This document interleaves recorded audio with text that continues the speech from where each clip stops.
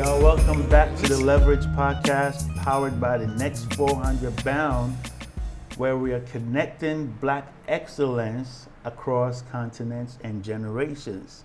Today's episode is amazing for two reasons, right? One is it's Juneteenth. I'm in Accra, beautiful Accra, Ghana. Mm-hmm.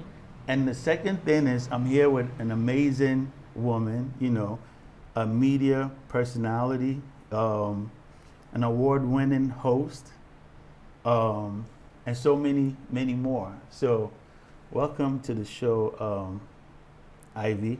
Thank you. And tell us who Ivy Prosper is. Tell you who Ivy Prosper is. Mm-hmm. Well, Ivy Prosper is a passionate woman, passionate about Pan-Africanism, bridging the gap between the diaspora and the continent of Africa, and in changing the narrative of Africa. I am a daughter of the soil, born in Ghana, but a immigrant to Canada. I am a Canadian citizen, so I'm Ghanaian Canadian.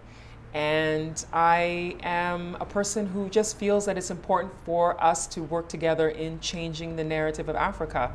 My experience is as a producer, a writer, a speaker, and I've worked as a social media manager and content creator. I have my own YouTube channel. I've hosted television shows, and as you said, more. Yes. So one of the reasons why I wanted to do this today and with you, though, is because we kind of share similar backgrounds in terms of me being Ghanaian American, born in New York, raised in Ghana, back to America, and living my life, and just thinking about how I can bring some of my experiences along with my friends and business partners and people that I've met along the way in the diaspora, whether they're African diaspora or African American diaspora or Caribbean American, back home to the continent, so we can see what we can do, right? So that's what makes it interesting. But I do want to ask you something, right? Mm-hmm. It's important in this conversation for anyone watching or listening to kind of understand what it's like when you first move from North America, wherever, mm-hmm. UK, anywhere, to Ghana, mm-hmm. especially if you've lived there for a while. Mm-hmm. So how was your experience coming in from Canada to Ghana? Well, when you move here, I think it's important for people to understand that it's a developing country. So that's one of the mistakes that a lot of people make. They come and they're thinking it's going to be the same as where they came from. So I think one of the things that, as a person who lived abroad in a developed country, as they'll call it, you have some adjustments to make. So I still get frustrated by this sometimes, but I think some of the biggest frustrations are with the infrastructure when it comes to electricity, and water, because mm-hmm.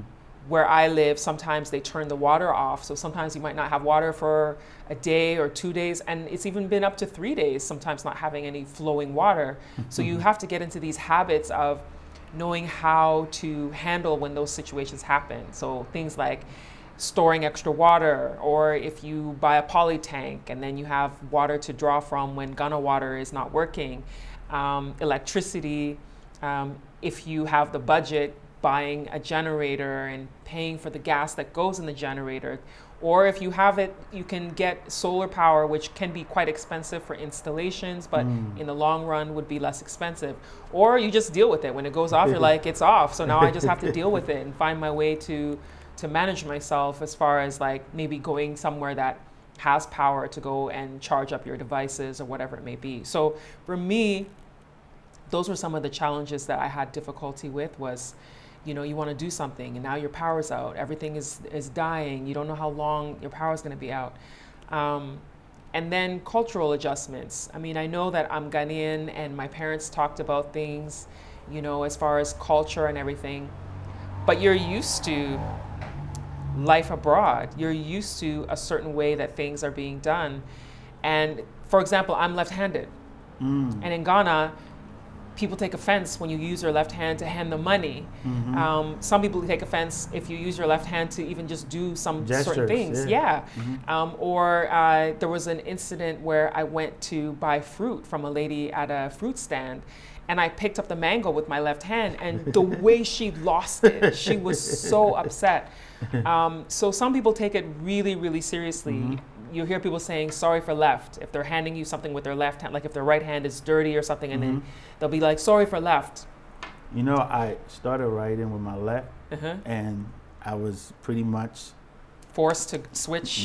Yeah, my mother would tell me that sometimes. She was like, if you were in Ghana, when I was growing up in Canada, if you were in Ghana, they would have, beat the left hand out of you to go and use your right hand. So that's one of the things that I found challenging to adjust to. But you come in here with actually some form of support on the ground, right? Family, right? Having those experiences, right? What would it be like for someone, in the diaspora who's saying, you know what, I want to give this a try, and they have no, nobody, they're just hitting the ground, coming. Like how should they prepare for something like that? They should take the time to study the culture, study the environment by staying here, spending time here before making the rush decision to move. I meet a lot of people who have packed their bags, they've left, and they've just landed here, and they're like, "That's it, I'm moving here," and it's their first time arriving. Wow. I've met a lot of people like that. First time? Yeah, I've met a lot of people like that. Because they're seeing stuff online, they're reading social media, they're reading about Ghana and it being the gateway to Africa, and initiatives that are promoting for the diaspora to come to Ghana. So they feel comfortable and they feel like this is a place that they can come, especially if they're coming from environments where they feel like, there's nothing left for them there. They feel unsafe, or they feel like there's a glass ceiling, and they feel like this is a place they can come. I'm not going to tell somebody don't do it, because some people feel very strongly that that's what they want to do. Yeah. But my strong advice is test it out. Yes, come and spend time Test here it out. first, and see if it's an environment you can even live in. I understand that sometimes people are not able to take a lot of time off of their jobs if they have jobs, because a lot of companies only give you 2 weeks vacation, whereas in Europe people have companies Months, giving you like a month off. So if you're able to, I suggest at least a month to stay in Ghana, so that you can really get to know if it's somewhere you want to live. Pack your patience is what I always say, because you have to be patient. A lot of things don't move quickly, they move slowly, and people are always late. Yeah. So you have to get used to that. So pack your patience. That's a big, big, big one. Pack your patience. Yes. And then understand that relationship is everything in Ghana.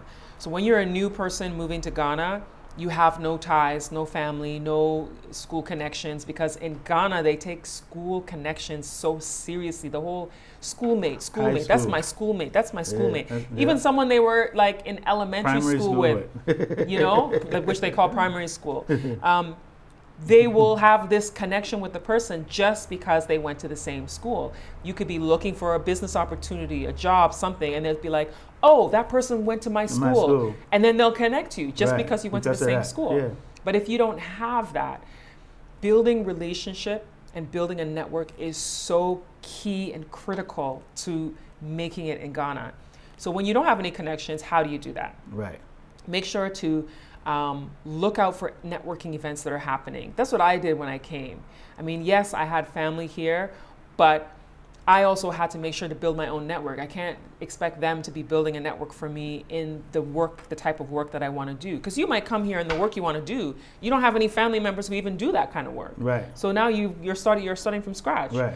So for someone who has no connections, use the internet to your advantage. Start searching for organizations. African Americans, join the African American Association of Ghana, because they've been in Ghana for, I think it's 33 years, 34 maybe years. Connect with them.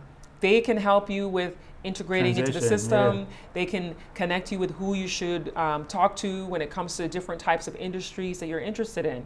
There's a Ghana Caribbean Association for people with Caribbean heritage. You can also, join that. I know that the people from like the Brazilian community. You can go to the I think they have an embassy here. You can go to them and you're in the country, you're trying to connect.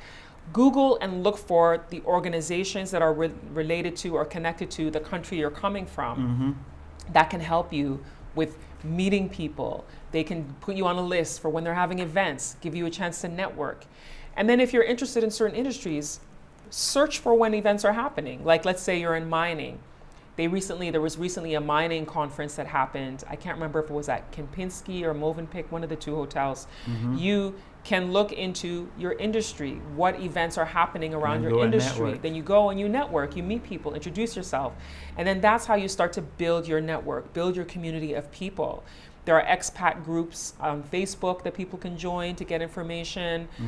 There's a group that I joined called Motherland to Ghana. It's on Facebook. There's a lot of people in there and they're chatting and sharing information, and then some people will connect and be like, let's meet offline. Do you think some of that information is actually like accurate, or there's some fluffy stuff out there? I mean, there's always going to be something that's fluffy. Stuff, right? It's always going to be something that's fluffy that you don't know of. What inspired you to make that move? Every time I meet people who have successfully made the move, I started to think of myself and others and how we all, aspire to do the same if we can. So what was the inspiration, and what gave you the green light, like, you know what, I'm doing it? And when you did it, at any point, did you feel like, you know what, this is not for me, I have to go back, or, So initially I came in 2011, and when I came in 2011, it was just a getaway. It wasn't going to be that I was planning to live in Ghana. But within the first couple of weeks of me being here, I ended up getting a job offer. And I wasn't looking for a job. Wow. And this speaks to the whole idea of networking, building relationship, meeting people. So a friend of mine invited me to a birthday party. I was being asked about what I do. And I was just talking to them about, that I do writing. I was writing a fashion column at the time, and I'd done some work on TV, freelance work, public speaking. So just through conversation. So this man overhears me, and he comes up to me and says, "Oh, you write?" And I was like, "Yeah." Then he said he was a principal of a school, and he wanted me to come in and meet with him and have some discussion. So I was like, "Sure." Why not? So I went to his office a few days after that birthday party. And just through conversations and everything, so he had spent time, looked me up online and everything, and then I ended up getting offered a job. Wow. And so it wasn't as a teacher.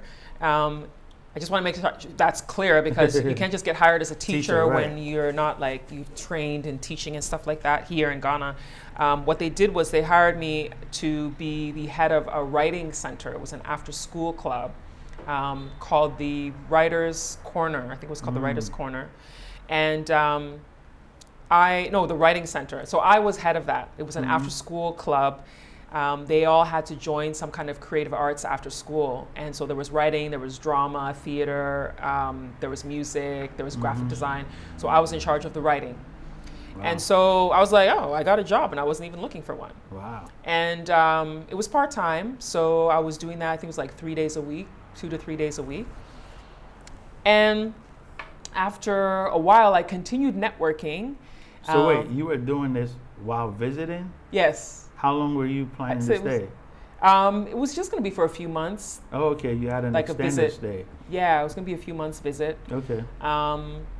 And yeah, my ticket was like up to 7 months. Wow. That I was going to go back. 6-7 months I would go back. But then I ended up, getting that job. So I worked there. That was during the 2011-2012 school year. But while I was doing that, because it was part-time, so I was still doing a lot of networking, because I still wanted to meet people, because I was new in Ghana and everything. And I was very much interested in the media space. So I went to a lot of media-related events. And I remember going to an event that, at the time, Viasat 1 was a TV station here. It's no longer here. They got bought out by another company. And so I met a lot of different people. So I met a photographer who I became friends with, and then we ended up going somewhere where he introduced me to his friend who was a producer. Sadly, he's passed away this year, but this producer, his name was Kwesi Owusu. afterwards, we met one time. I gave him my business card. And then months later, the school year had ended. And so I had gone to Canada for the school break. And he said he'd been trying to reach me, but my number wasn't going through. And I was like, oh, he sent me an email. Yeah. I said, oh, that's because I'm not in Back in Ghana right Canada, now. yeah. I'm in Canada at the moment. But I plan to be in Ghana, in a couple months. And then he was like, oh, he wanted to hire me for a TV show he was working on. Wow. And I was like, really? Wow. Networking pays Yes, off, right? yes. So, I mean, he said he had looked, I mean, of course, networking pays off, but also you have to be ready for the work. People have to see what you've done. So literally what happens with me is they look me up online and look to see what I've done. Mm-hmm. And so he said he thinks I'm good for what he wanted, and I ended up getting offered the job to host a TV show. Wow. And that show took me across the country, traveling across the country, covering stories of maternal health, why women die after childbirth in higher numbers than they should in Ghana. So it was a really great experience.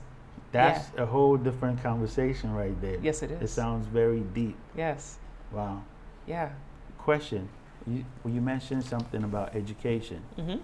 How difficult is it to transition? Because I know there are people who have families, kids and stuff, and they're thinking about, I may want to move to Ghana or whatever. What would that look like? The transition, from schooling, wherever, North America, Mm-hmm. coming to Ghana. Yep. Yeah. So people who are coming from North America, from Europe, maybe South America, wherever they're coming from, one of the things is a lot of the parents want their children to have the same type of education system that they took their kids out of when they left where they came from. Mm. So what I mean is, like, if you're coming from the States, let's say, Mm-hmm. they want their kids to have a similar structure of education system when they come to Ghana. But that's not possible. It is when they go to private school. So I'm mentioning that because there's a lot of private schools in Ghana that advertise they have an American curriculum, they have a UK curriculum, they have a Canada curriculum. So they specify in their promotion and their advertising that they have a curriculum that is matching that curriculum from a certain country. What about the budget? Is it matching that? That's the thing, is it's expensive. Wow. It's not cheap.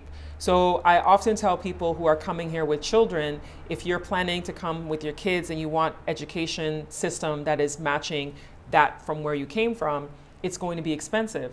People, I know people who spend between $2,000 up to like $30,000 for their kids' education. For a year. For a year. So it depends on the school. The rates depend on the school. Wow. Like some of the most expensive are like, I think Lincoln Community School, Ghana International School, I think El Ryan is another one. Wow. So there's a bunch of schools they're expensive, but they're known as good schools. That if you graduate from those schools, you have an easier time being accepted into universities abroad. Because a lot of people here aspire to go to university abroad. Right. So they want the kids to go to a school that they feel they'll have a better chance of being accepted into a school abroad. But you have to know that you're going to spend a lot of money to do that. The government schools, the curriculum there may not be the same as what you will see in the private schools. That's something that people should think about. So there's a lot of people who move here and decide to homeschool their children. Oh. I meet a lot of people from the diaspora. I meet a lot of people from the diaspora who decide to homeschool their children because they want to have control over what they teach their kids. Because the other thing that some of the people from the diaspora do not like is the government schools in Ghana, sometimes the systems don't teach them enough.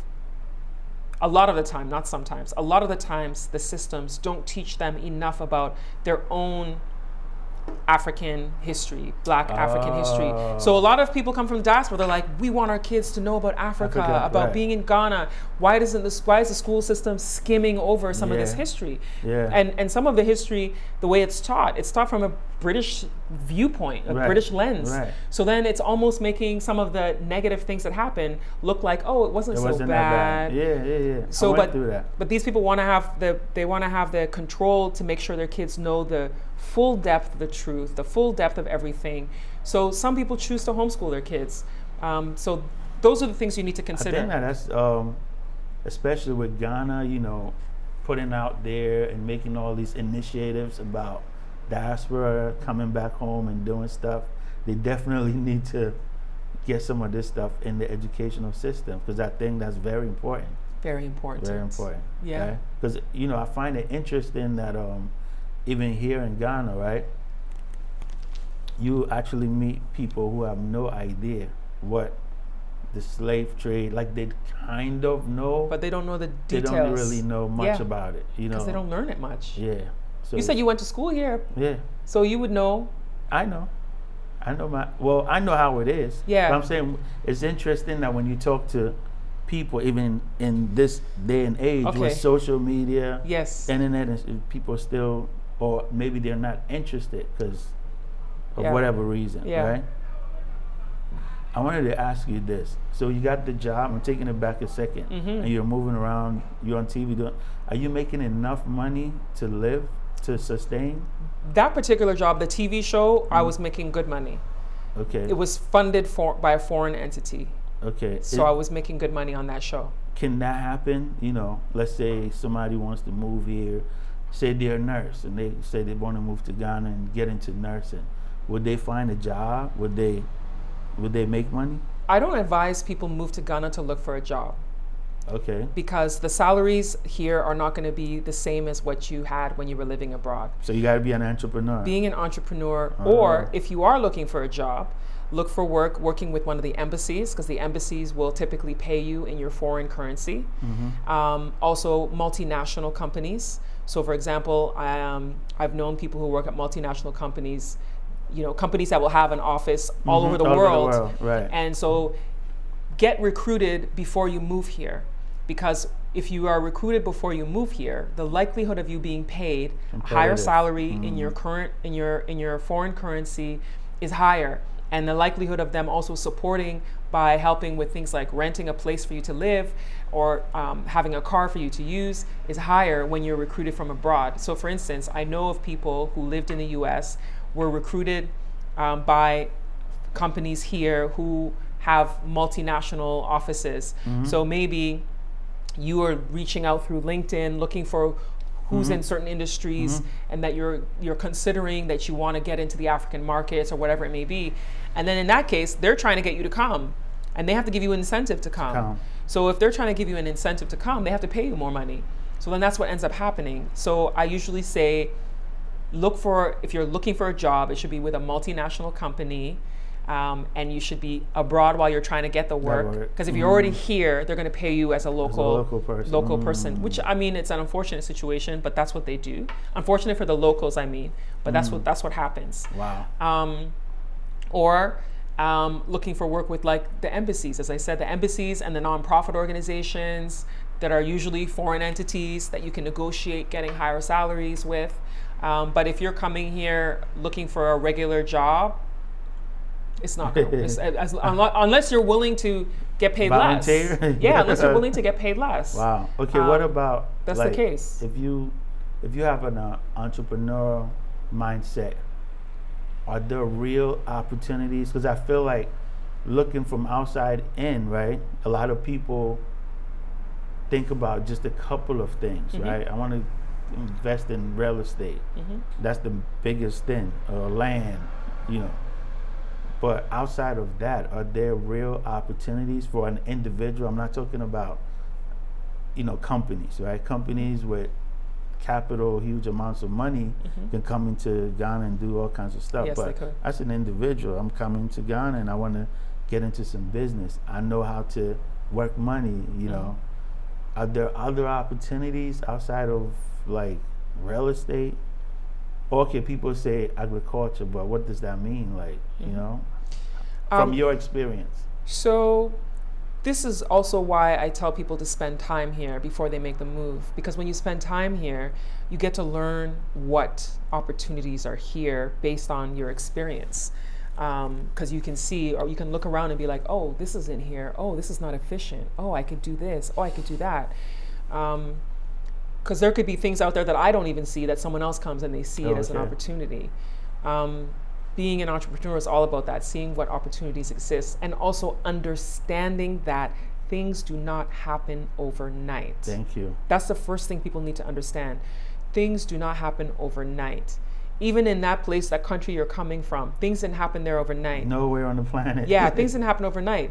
There was somebody who started something, maybe passed it on to a family member, who then passed it on to a family member before something grew to become what it was. Yeah. So it also takes the willingness to sacrifice that you might not reap the benefits. It might be the next generation that reaps the benefits of what you do, but you might also reap the benefits as well. If you do it well. Right. So, for instance, Ghana used to be known for growing tomatoes. Now their tomato plants have like, where are they? I used to grow tomatoes. We're importing tomatoes from Burkina Faso. Right. Like seriously? Right. When this land is like fertile, yeah. You could do tomatoes.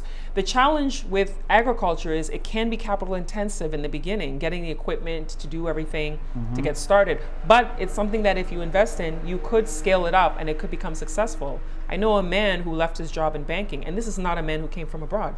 This is a Ghanaian man who left banking, and banking in Ghana doesn't pay well like it does abroad. It doesn't pay that well when you compare. And he left and he went and started a farm. You know, now his farm is one of the biggest farms in the country. Wow. He exports okra and sweet potatoes. And it wasn't overnight, I'm sure. And it wasn't overnight. It took it took some years, but it's become a successful business. So even simple things like entrepreneurs in the US, let's say, you hear about them buying businesses. You hear about people buying out businesses. They'll be like, oh, such and such got bought out. Oh, they got bought out for this many millions. Ghana is at a point where people are just now doing these businesses. You might be in a position to buy out somebody. You know, I know someone who bought out a car wash. A car wash business in Ghana can be very successful if you do it well. Properly, yeah. There is so much dust in Ghana, so much dirt in Ghana that people are always washing their cars, yeah. They're always washing their car. So there will always be somebody who needs their car washed. Now, let's say you do a car wash and you do it maybe in a different way that becomes like a niche, and people are like, oh, that place is a little bit different than the other places. Oh, they treat you a little bit different. Oh, they serve me a cup of tea while I'm waiting. Oh, they serve me this. You differentiate yourself. So I know someone who bought a car wash. The guy who he bought it from, he was able to pay a certain amount of money to that person and buy him out. Wow. Now, somebody who might be like, they think that their business is not doing well, or they're not seeing the success they hope, or sometimes people are just like, I'm tired of doing this. I want to retire. You can find those kind of businesses in Ghana and be like, I'm going to buy you out. And your buyout might be the same as what you would pay to buy a car. You might buy a car in the States for, let's say, $25,000, $30,000. That $25,000, $30,000 is like, what, $300,000, $350K in Ghana. You can probably buy someone out here and buy some small business, and then you work on it using your knowledge and your skills to scale it up. Rebrand it, repackage it, and make it. Yeah. People start the most simple businesses and become millionaires in this country. Look at how women. There's a nail shop that has become one of the most popular, successful nail shops in Ghana. When women come to Ghana and they want their nails done, that's where they go. It's become a go-to place that people know about, and they go there. I saw something on Instagram Polished. like that. Yeah. People go to Polished. You know, successful brand. And those are two Ghanaian women who lived abroad, and now they've come here and started a nail shop. Like, would you think of a nail shop would be something that can make you hugely financially successful? But they've done it. You know, the spa place, Mati Spa. Now everybody's like, I want to be massaged by muscular men by the waterfalls. Yeah. She found a way to brand her business in a way that people are like, oh yeah, let's go there. So the simplest things can become a huge success in Ghana. You have to do your feasibility studies. Do it your way. Look at what's going on and put your own spin into it. Whereas if you're in the States and you want to start a nail shop, it's going to be hard for you to scale up and become a huge success. You got to go get that SBA loan or something. You know what I mean? So that's why I say you have to spend some time here and figure out what works for you, what you feel good and passionate about. I was going to, I think I want to find out this here. So if somebody decides to spend some time here, right? They go online, they see all these fancy Airbnbs that cost $200, whatever, a night, versus what? Because you're spending time here looking forward to starting a business, right? So you're not here to waste money. So how do you navigate that so that your spending time here doesn't get commingled with like a vacation? Because it's very tricky. Like you could just come in here and spend $2,000 a month living somewhere, right? Overly priced, versus you can actually spend about $200-300 a month elsewhere. What is there a security reason why people should always be in cantonments, East Legon, or you think people can take a chance and be other places and just save money and still be safe? So people choose places like cantonments, Laboni, East Legon, Osu. They choose these neighborhoods when they come to Ghana on their holidays for convenience. Okay. So when I say that, what I mean is you're coming somewhere for the first time. You want access, easy access to all these places. So if you stay in that area, it's easier for you. It's easier for you getting the Uber to take you from point A to point B, because in Ghana, Uber drivers do not like to go long distances. They always complain if they have to go somewhere far. They want to stay within a certain vicinity. So as a traveler, you don't want to always be fighting with trying to get transportation to go from point A to point B. But if you're in this local area, you can easily go here, here, here, here, and then you're not stressed about it, because you don't want to be stressed while you're on vacation. Also, a lot of people want to spend time experiencing the nightlife. And the nightlife happens to be in those areas. They want to experience some of the popular restaurants, which happen to be in those areas. So it's all about convenience, why a lot of times people choose these areas. And also, a lot of those areas have places that are specifically tailored to the travelers coming to stay, coming to visit. So it's easy for them to go online, find these places, boom, pay, and that's where I'm going to stay.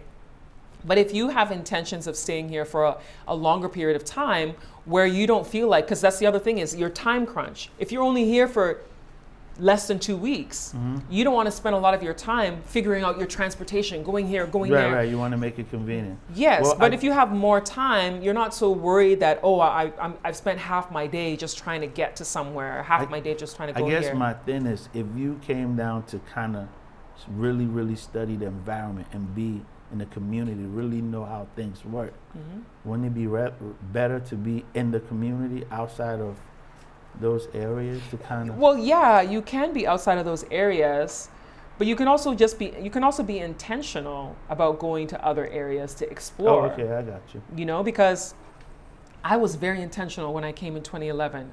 For the 2 years, I was 2011 to 2013, that 2 years that I stayed here before I eventually came and moved.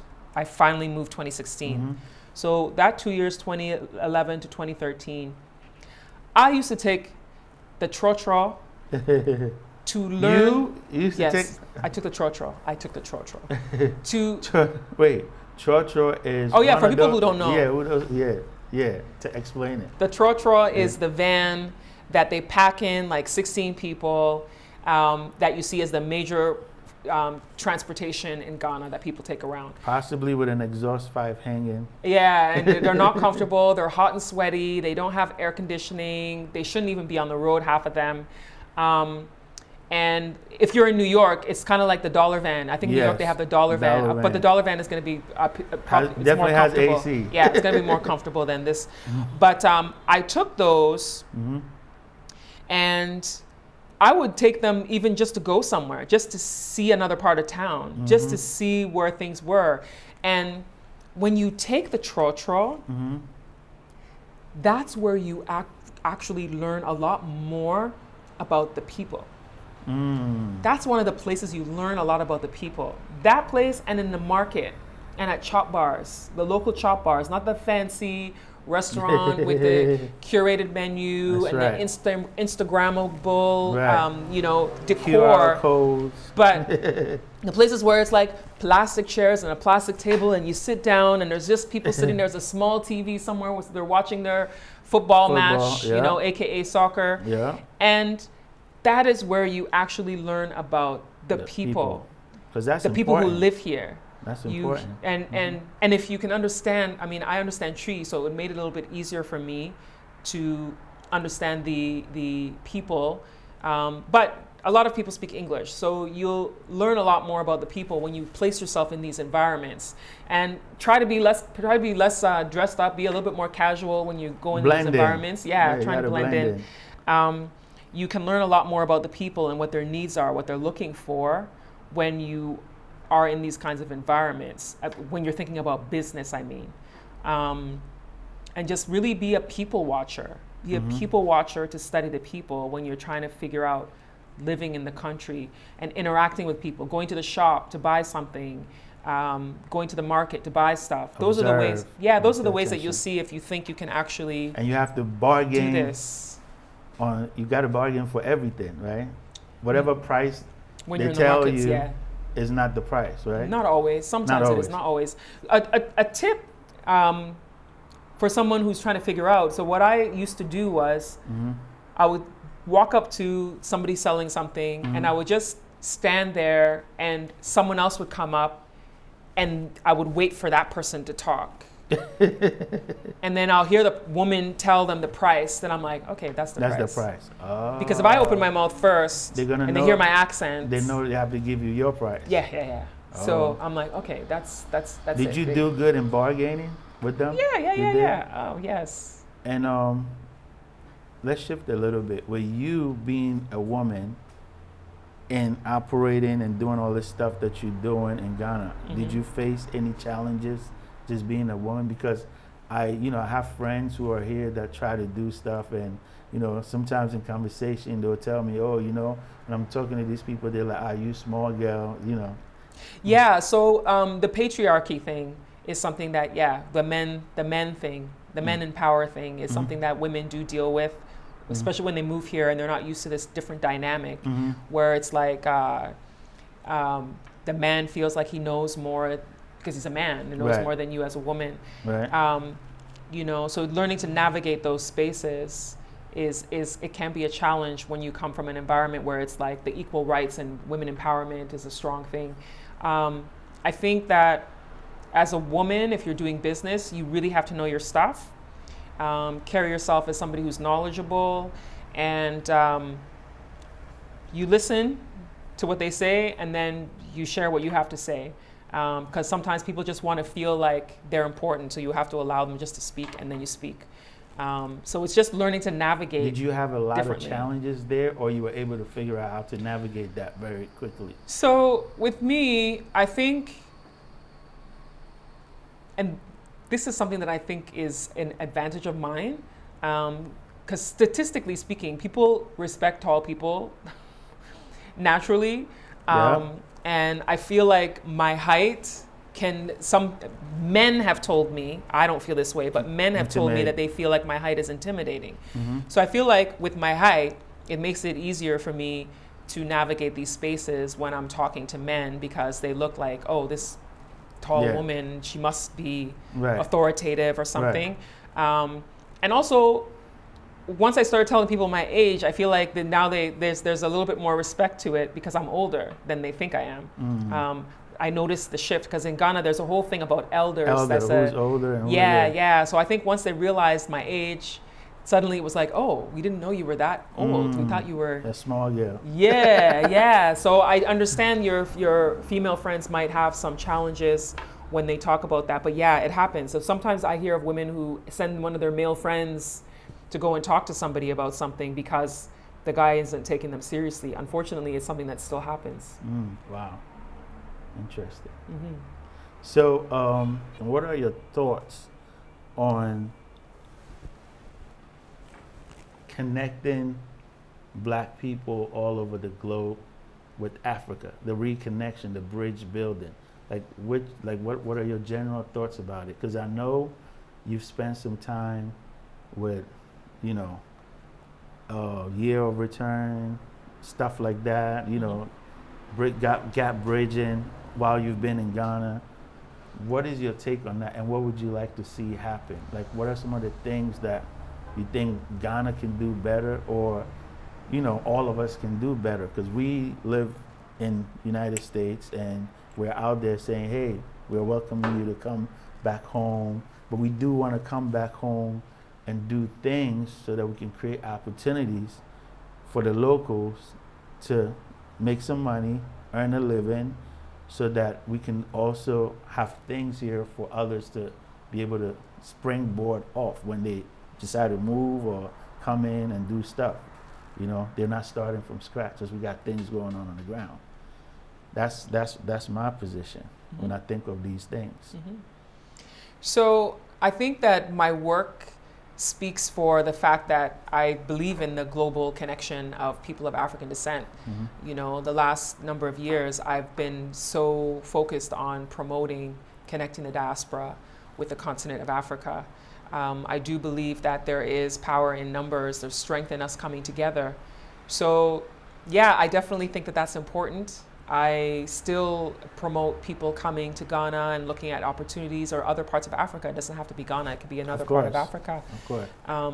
But this is a place where you can feel like home, you can feel like your opportunities are limitless. You don't feel like you have a glass ceiling in the same way that you may feel like abroad. I think that we can't hold ourselves so much to the standard of saying that we have to provide a springboard for people when they come, because that's a lot of pressure to put on individual people when they come, because somebody might be trying to make it themselves. Right. How can we expect someone who's trying to make it themselves to be providing a springboard to someone else who's coming? Well, I'm saying if us individually do it, or are able to do it on an individual basis, then it becomes a collective thing, right? Where this guy is doing this, he's creating opportunities, this one is doing that, and basically becomes a collective thing that's benefiting people. So then when others are looking into coming into the system, they have people like you, right, who have done it to kind of help them navigate quickly and save time and get in there quicker. Certainly, there's people who help. There's people who help with relocation services. There's people who have consultation services. You have a book, right?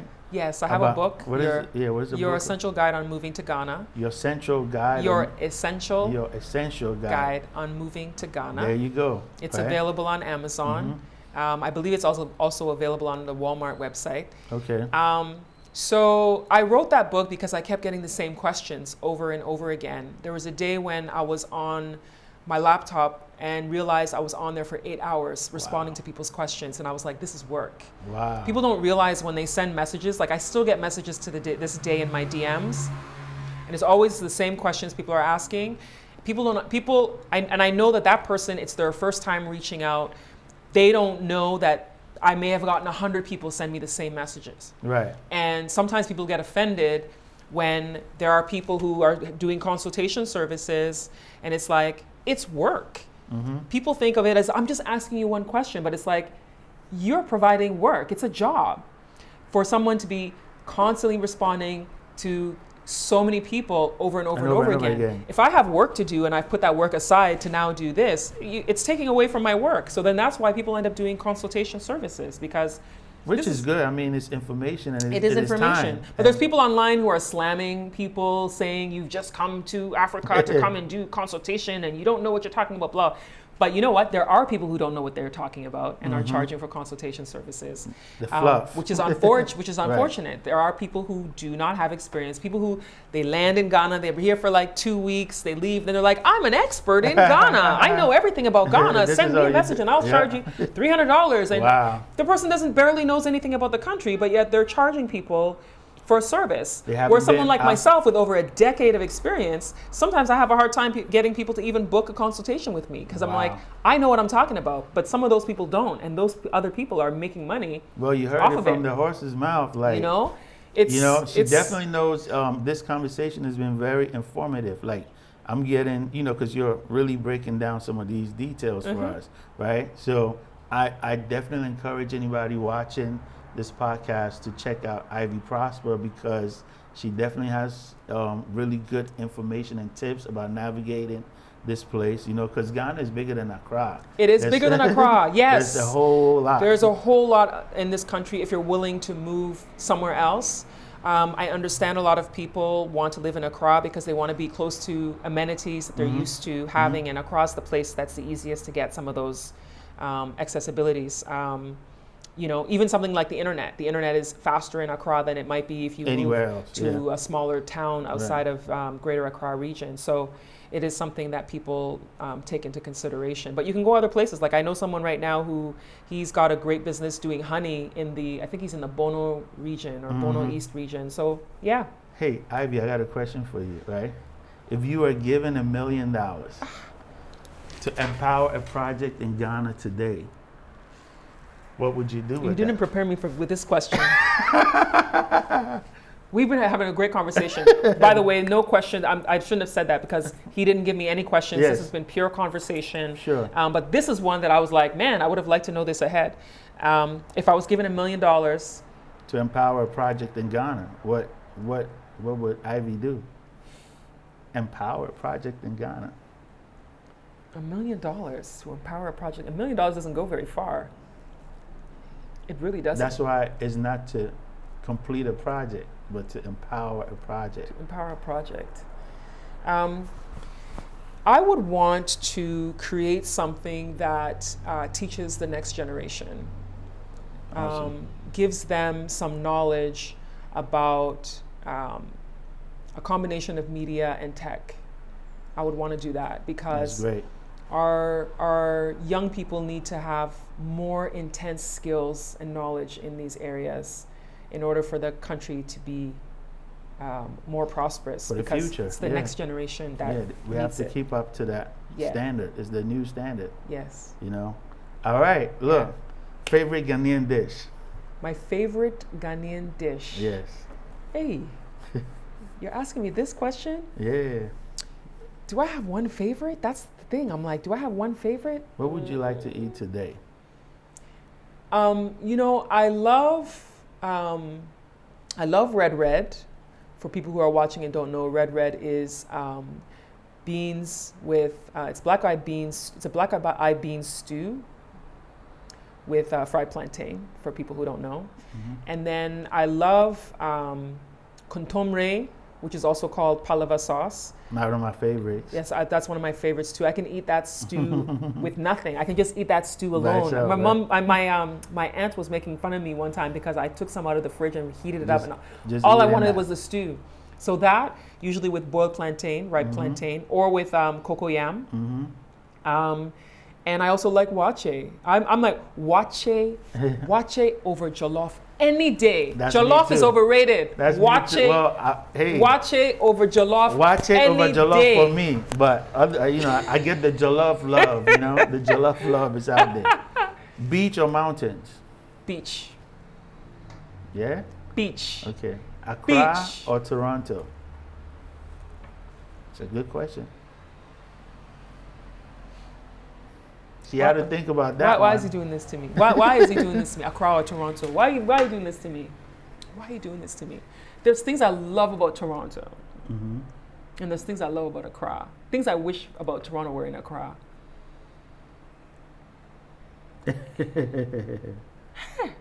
Hey, Accra or hey. she loves them both. I love them both. I love them both. But right now I'll choose Accra. Right now you choose, yeah. Accra wins.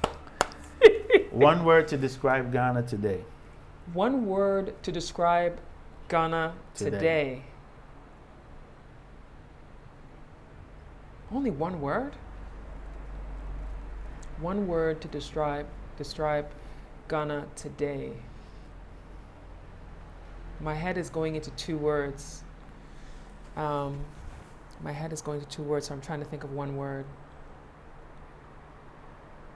Change maker. Change maker. I agree. I can see that. Change maker. Because that's one word. Change maker.